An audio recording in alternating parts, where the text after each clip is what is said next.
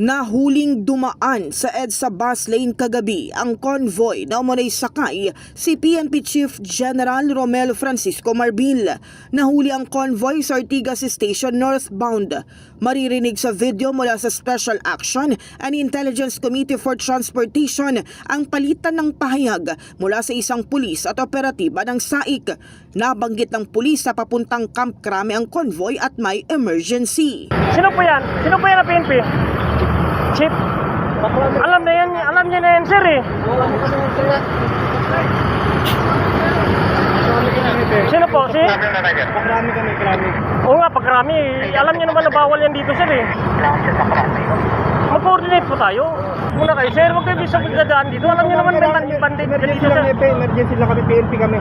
Ayo. Hindi naman kinumpirma at hindi rin itinanggi ni General Marbil ang pagdaan ng convoy sa EDSA busway. Paliwanag niya, emergency ang dahilan kung bakit dumaan sa EDSA busway ang convoy kagabi. Ang PNP po, we are always in kahapon, we are in heightened alert.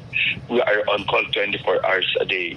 And there's a guidelines na nilabas po ng DOTR na the PNP vehicles, sabi, in case of emergency, national issue, you can use that. Yun po yung natin. And that's on duty. And there's an emergency that we have to call kasi meron po kaming operation last night.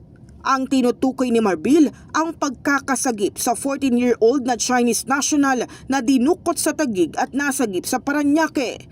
Samantala, sinabi pa ng PNP na mga senior officials ang sakay ng naparang convoy. Makikipag-usap din ng PNP sa DOTR para mabigang daan ang emergency unit na nagre-responde upang mapagbigyan na magamit ang busway.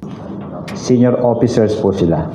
Ang sinasabi po natin dito, kung mapapansin ninyo, base doon sa kasunduan ng DOTR tsaka ng PNP, na kapag emergency naman ang nature ng paggamit ng bus lane, bagamat sinasabi natin na hindi feeling entitled ang sino man dumadaan dito, kung ikaw ay sakali na hulihin, magpatikit ka, pero by nature ng trabaho ng PNP, binanggit nga ni Chief PNP kanina, na 24 hours tayo, mas mamutihin niya pa na matikitan ka at mapuntahan mo yung dapat mong puntahan. Paliwanag pa ni Tuanyo, mahirap kasing magkaroon ng koordinasyon lalo na't kung may emergency. Kaya po hinihiling niya na makikipag-usap uli ang PNP at DOTR para pag-usapan na baka sakali magkaroon ng leeway yung mga emergency unit na nagre-responde upang mapagbigyan ng paggamit for as long as merong mga